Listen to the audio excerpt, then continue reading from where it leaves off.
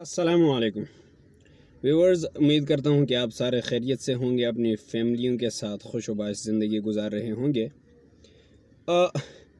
ریحام خان کی شادی پر کسی بھی قسم کا کمنٹ کرنے سے پہلے میں ایک کہانی سنانا چاہوں گا۔ یہ کہانی کئی بار میں نے سنانا چاہیے، لیکن ایسا موقع اور ایسے لوگ نہیں تھے جہاں پہ میں سنا سکوں۔ کہتے ہیں ایک زمانے میں کسی ایک فنی قسم کے بزرگ کے پاس، بابا کے پاس ایک آدمی گیا۔ اس نے کہا میں مشہور ہونا چاہتا ہوں، شہرت حاصل کرنا چاہتا ہوں، میں کیا کروں اس کے لیے؟ اس نے کہا بہت آسان، اور ایک دم اگر تمہیں مشہور ہونا ہے تو میں تمہیں ایک ہی ٹرک بتاؤں گا۔ اس نے کہا ایسے ہی کرنا ہے۔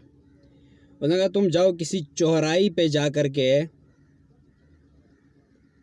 وہیں پہ کر دو۔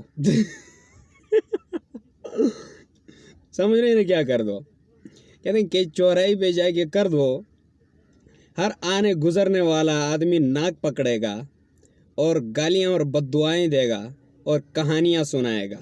ٹھیک ہے جی، 20 لوگ آپ کو دیکھیں گے اور لوگوں کو بتائیں گے کہ یہاں پر یہ کام جس نے کیا وہ یہ والا آدمی ہے، اور تم مشہور ہو جاؤ گے۔ تو گو کہ اس کو مشہور ہونا تھا، اس نے ویسے ہی کیا۔ ریحام خان ایک ایسی عورت ہے، آپ مانیں یا نہ مانیں، اس کی 3 ٹریجڈیز یا تین جو اس کے ٹرکس ہیں جہاں سے مشہور ہوئی۔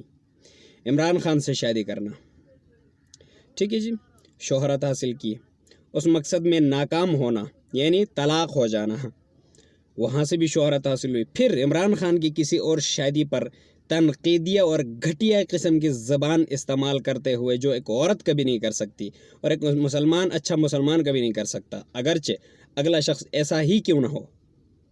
اس نے ایک کتاب پبلش کی جہاں پر عورت اور جسم کے اعضاؤں کی بھی بات کی گئی، وہاں سے شہرت حاصل۔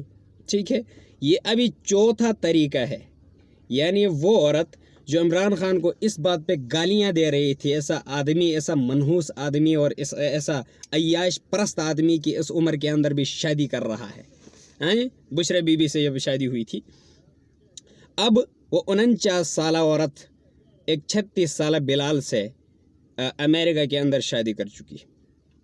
وہ سارے کہانیاں تو اس کی دھری کی دھری رہ گئی ہیں۔ خیر،